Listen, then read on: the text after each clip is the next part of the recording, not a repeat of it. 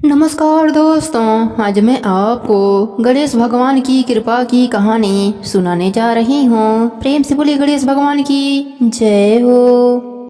एक गांव में एक बढ़िया माई रहती थी। उनके घर में उनकी एकलौती बहू शांति भी उनके साथ रहती थी, जो कि बहुत ही चालाक थी। शांति का पति सुरेश दूसरे गांव में काम करता था और कभी कभी घर आता था। बढ़िया माई गणेश भगवान का दिन रात पूजा पाठ किया करती थी। शांति अपने सास को पसंद नहीं करती थी। एक दिन बढ़िया माई गणेश जी का पूजा कर रही थी। तभी शांति ने कहा, माँ जी, आप सारा दिन बैठी बैठी पूजा पाठ करती हैं, घर में कभी साफ सफाई का काम भी कर लिया कीजिए। इतना बड़ा घर है, मैं कैसे सारे घर की सफाई अकेले करूं? बढ़िया माई ने कहा, बहू, मेरी आंखों से कम दिखाई देता है, इसलिए मैं कोई काम नहीं कर पाती हूँ। उसकी बात सुनकर शांति को गुस्सा आ जाता है। वह वहाँ से चली जाती है। शांति को पता था कि उसकी सास ठीक से देख नहीं पाती, इसलिए वह अपने लिए पकवान बनाकर सास को सूखी रोटी दे देती थी। एक दिन बुढ़िया माई ने कहा, बहू, यह रोटी खाई नहीं जाती, इसके साथ थोड़ा सा दाल भी दे दे। तब शांति ने कहा, माँ जी, 2 महीने से आपके बेटे ने एक भी पैसा नहीं भेजा, दाल कहाँ से आएगा? यह सुनकर बुढ़िया माई को बेटे की चिंता होने लगी। उसने कहा, तुमने पहले क्यों नहीं बताया? पता नहीं मेरा बेटा किस हाल में होगा, कहीं किसी परेशानी में ना हो। मैं तो कम देख पाती हूँ, तू दूसरे गांव जाकर देख। तब शांति ने बहाना बनाते हुए कहा, मैं आपको और घर को अकेला छोड़कर कैसे जा सकती हूँ? उन्हें पता लगा तो मुझे बुरा भला सुना देंगे। इसी तरह कुछ दिन और बीत गए। सुरेश हमेशा समय पर पैसे भेज देता था, लेकिन शांति बढ़िया माई से कहती, ना तो पैसा आया और ना ही उनकी कोई खबर आई है।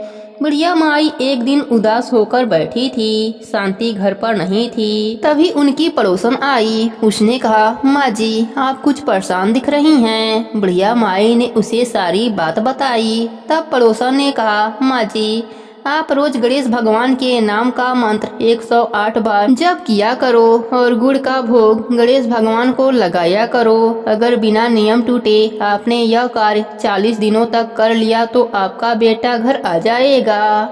बढ़िया माई ने कहा, लेकिन गुड़ कहाँ से लाऊंगी? मेरे पास तो पैसे भी नहीं है।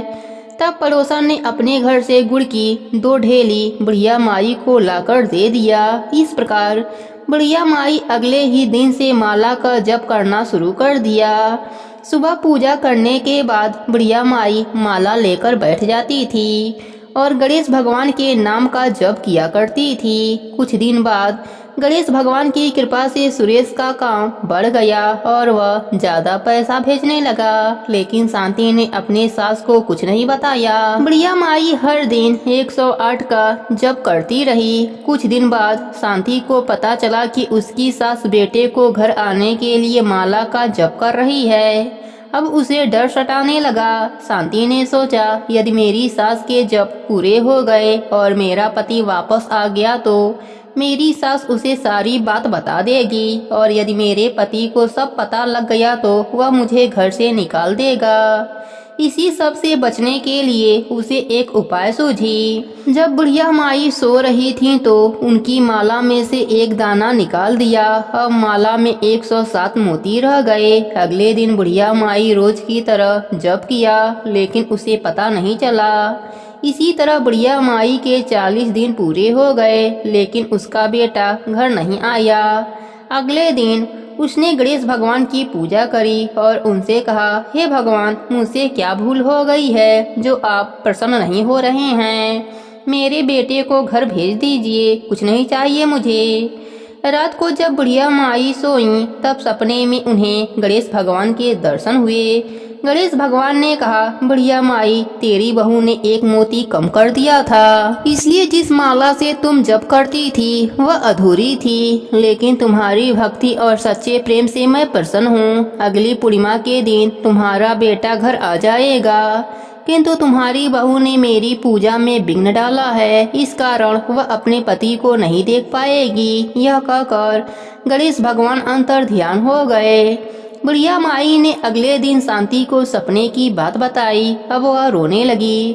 उसने बुढ़िया माई से माफ़ी मांगी। जैसे जैसे पूर्णिमा का दिन पास आ रहा था, शांति की आंखों की रोशनी कम होती जा रही थी। पूर्णिमा से एक दिन पहले रात में वह बिल्कुल अंधी हो गई। अगले दिन जैसे ही सुबह हुई, सुरेश घर पर आ गया। बुढ़िया माई उसे देखकर रोने लगी। रमेश ने जब अंधी शांति को देखा तब उसने शांति से पूछा।